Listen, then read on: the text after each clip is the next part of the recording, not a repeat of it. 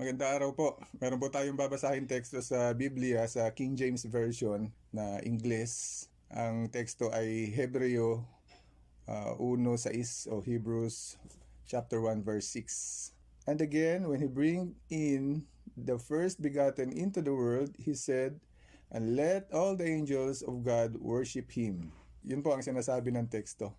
Mababasa rin po ang salin na yan na gumagamit na salitang worship sa ibang mga version ng Biblia gaya ng Good News Bible, Rotherham at American Standard Version. Kung isasalin po natin sa Tagalog, ito po ang maaring salin yan. At muli, nang dinala niya ang bugtong na anak sa sanlibutan, sinabi niya, hayaang sambahin siya ng lahat ng mga anghel ng Diyos. Sino po ang nagdala sa bugtong na anak sa sanlibutan? Si Jehovah o ang Diyos po mismo. Sino po ang bugtong na anak? Si Jesus po. At ayon po sa teksto, sinabi daw ng Diyos, hayaang sambahin siya ng lahat ng mga anghel ng Diyos. Ang orihinal na salitang naisulat noon sa wikang Grego na isinalin naman na salitang sambahin ay proskineo. Yan po ang original na salita na isinulat noon sa orihinal na wikang Grego. May iba pa pong mga teksto ang mga nabanggit na mga translation ng Biblia na gumagamit ng parehong pagkakasalin. Maliban sa Hebreo 1:6 kung saan kababasahan din ng salitang sambahin o worship na tumutukoy nga naman sa pagsamba kay Jesus katulad halimbawa ng mababasa sa Mateo 28:9 at ilan pang iba. Alam natin na wala na pong available na original na version ng banal na kasulatan na naisulat noon sa wikang Hebreo na tinatawag nilang ang Lumang Tipan at Grego naman o Greek sa Bagong Tipan. Bakit? Kasi nasira na po ang lahat dahil gawa lang naman ang mga ito sa nabubulok na mga materyales at napapanatili lamang ang Biblia sa pamamagitan ng paulit-ulit na pagsasalin nito sa loob ng mahabang panahon. Ganun pa man, alam pa rin ng mga scholar ng Biblia ngayon na ang original na mga salitang ginagamit noon ay proskineo nga dahil may mga modernong salin din naman ang Biblia kapwa sa Hebreo at sa Grego. At yun nga po, ang ilan nga sa mga bersyong na isalin sa iba pang mga wika ay ang mga nabanggit na salin tulad ng King James Version, Good News Bible, Rotherham at American Standard Version. Na kung titingnan mo sa Google ay malalaman mong ang mga ito ay pawang mga salin na inilimbag ng mga Protestante at mga Katoliko. Mga relihiyong pawang nagsusulong ng pagsamba kay Jesus. Kaya sa halip na isaling yumuko o magpatira pa, mas magmumukha nga namang karapat-dapat na sambahin si Jesus kung gagamitin nila ang salitang sambahin. Pero ang tanong, talaga bang dapat sambahin na salita ang tamang isalin sa mga nabasang talata ng Biblia? Ang totoo, ang salitang sambahin o worship ay kasama din naman talaga sa mga synonyms ng mga salitang halos may kaparehong kahulugan ng salitang proskineo. Ang proskineo ay pwedeng mga hulugang prostrate, bow down, obeisance, worship o sa Tagalog, mga yupapa, yumuko, magpatira pa o pwede na naman ang salitang sumamba o sambahin. Pero dapat ba talagang ang salitang sambahin ang dapat piliin sa mga ito? Isipin po ito. Ang salitang good sa Ingles, kung isasalin mo sa wikang Tagalog, ay pwede mo namang isaling mabuti, mahusay, mainam, magaling, maganda, maayos, at maaring may iba pa. Maari din namang piliin ng tagapagsalin ang kahit alin sa mga synonyms na nabanggit, pero dapat pa rin isaalang-alang niya ang magiging diwa ng buong pangungusap o ang magiging kahulugan nito kung hindi niya mapili mula sa mga ito ang pinakaangkop na salitang kanyang pipiliin. Maapektuhan po nito ang pangunawa ng mga tagapakinig o mambabasa. Sa kabilang banda, ang salitang sambahin o worship sa biblical na diwa ng pagsamba sa Diyos ay pwede lamang mga hulugan ng eksklusibong debosyon o pagsamba sa nag-iisang tunay na Diyos na si Jehovah. Matatandang ang pinakauna sa 10 utos na ibinigay ni Jehovah mismo sa bansang Israel ay, huwag kang magkakaroon na ibang Diyos maliban sa akin. Kaya napakalinaw po ang gusto ng Diyos. Gusto niya na siya lamang at wala nang iba ang dapat sambahin. Kaya pala kahit si Jesus mismo, ang sabi niya sa Mateo 4:10, Si Jehovah na iyong Diyos ang dapat mong sambahin at siya lamang ang dapat mong paglingkuran. Kaya pinapakita po ng sinabi ni Jesus na ito na alam niya ang kalooban ng kanyang Ama sa bukod tanging pagsamba. At sa sinabing yon ni Jesus, maunawa ang sang-ayon nga siya sa kalooban ng kanyang Ama.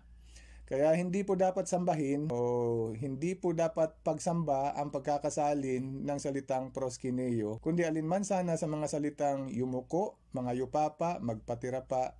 Ang ibig sabihin lang ay ang magbigay galang sa napakataas na posisyon ni Jesus na ibinigay ni Jehovah sa kanya. At alam natin ang sinasabi sa 1 Korinto 15:27 na nang ibigay kay Jesus ang napakataas na otoridad na mamahala sa langit at sa lupa, hindi po kasama ang karapatan ng kanyang Ama sa natatanging pagsamba. Ang karapatang mamahala sa kaharian ng Diyos ang ipinagkaloob kay Jesus at hindi ang karapatang sambahin. Kaya malinaw po, hindi angkop ang pagsamba kay Jesus. Napakalaki po ng epekto ng maling pagsasalin na ilang bersyon ng Biblia sa mga bumabasa nito. Sa paglipas ng mga siglo, marami sa sangkakristyanuhan ang sumasamba na kay Jesucristo na para bang siya ang Diyos na makapangyarihan sa lahat. Gayunman, iniuukol mismo ni Jesus ang pansin at pagsamba tangi lamang sa Diyos na si Jehovah. Halimbawa, tinawag niya ang kanyang Ama bilang ang nag-iisang tunay na Diyos ayon sa Juan 17:3. At nagbigay din siya ng tagubilin sa kanyang mga alagad. Ang sabi niya, huwag ninyong tawaging inyong Ama ang sino man sa lupa sapagkat iisa ang inyong Ama, ang isa na makalangit. Mateo 23:9. Kaya nung pagkakataong iyon, nandito rin sa lupa si Jesus. Kaya kasama po siya sa hindi niya papatawag na Ama nandito sa lupa. Kahit nung umakyat na siya sa langit, ang sabi niya, iisa pa rin. Ang Ama pa rin ang isa na karapat-dapat tawaging Ama o Diyos na makapangyarihan sa lahat. Kaya ang mapitagang pagsamba ay dapat lang talaga sa Diyos lamang ipahayag. Ang pag-uukol ng pagsamba sa sino man o sa ano pa man ay magiging isang napakasamang anyo ng idolatria na hinahatulan kapwa sa Hebreo at Gregong kasulatan gaya ng sinasabi sa Exodo 20:4 at 5 na siya namang una sa 10 utos at ganoon din naman sa Galatia 5:19 at 20. Nang ginamit ni Pablo ang salitang Grego na proskineo, sinasabi ng Unger's Bible Dictionary na ang salitang ito ay literal na nangangahulugang hagkan ang kamay ng isa bilang tanda ng pagpipitagan o upang magpakita ng paggalang. Sinasabi ng Expository Dictionary of the New Testament Words ni W.E. Vine na ang salitang ito ay nangangahulugan lang ng isang gawang pagpipitagan, patungkol man sa tao o sa Diyos. Noong panahon ng Biblia, karaniwan na pong kalakip sa salitang proskineo ang literal na pagyukod ng isang tao na may mataas na katayuan. Isaalang-alang po isang talinghaga na ibinigay ni Jesus tungkol sa isang alipin na hindi makabayad na malaking halaga ng salapi sa kanyang Panginoon. Isang anyo ng Gregong salitang katulad din ng proskineo ang lumilitaw sa talinghagang ito. At sa pagsasalin dito, ang King James Version ay nagsasabi na ang alipin sa makatuwid ay sumubsob at sumamba sa kanya o sa hari na nagsabi, Panginoon, pagtiisan mo ako at babayaran kong lahat sa iyo. Mateo 18:26, binabanggit din ang salitang sumamba o proskineo. Ang tanong, literal bang sinamba ng alipin ang kanyang Panginoon o amo ayon sa pagkakatukoy ni Jesus? Nagkasala ba ang lalaking ito ng idolatria? Hindi naman. Nagpapakita lamang siya ng uri ng pagpipitagan at paggalang na nararapat sa isang hari, ang kanyang Panginoon o amo, ang isa na nakatataas sa kanya. Ang gayong mga pangayupapa o pagpapahayag ng paggalang ay karaniwan na po sa silangan noong panahon ng Biblia. 7 ulit na yumukod si Jacob nang makaharap niya ang kanyang kapatid na si Esau. Mababasa natin sa Genesis 33:3. Ang mga kapatid na siya ay nagpatira pa o nangayupapa sa harap niya bilang paggalang sa kanyang posisyon sa korte ng mga Ehipsyo ayon sa Genesis 42:6. Sa liwanag na ito, higit nating maunawaan ang nangyari na makita ng mga astrologo ang batang si Jesus na kinikilala nila bilang ang isa na ipinanganak na hari ng mga Hudyo. Gaya ng pagkakasalin sa King James Version, sinasabi sa atin ng salaysay na sila'y sumubsob at sumamba sa Kanya ayon sa Mateo 2 at 11. At ang mga teksto pong nabanggit natin, ang lahat na isinaling sumamba ay nanggaling po sa proskineo na salitang Grego. Pero ang tanong, sinamba nga ba ni Jacob si Esau? Sinamba nga ba si Jose ng kanyang mga kapatid nang magkita sila sa Ehipto? At sinamba ba ng mga astrologo ang batang si Jesus nang maipanganak siya sa isang pasungan? Ang sagot, hindi po, kundi nagpakita sila ng pagpipitagan o paggalang ayon sa pagkakagamit ng salitang proskineo sa mga tekstong ito. Kung gayon, maliwanag na salitang proskineo ay isinaling sumamba sa ilang salin ng Biblia ay hindi po lamang para sa bukod tanging uri ng pagsambang nararapat sa Diyos.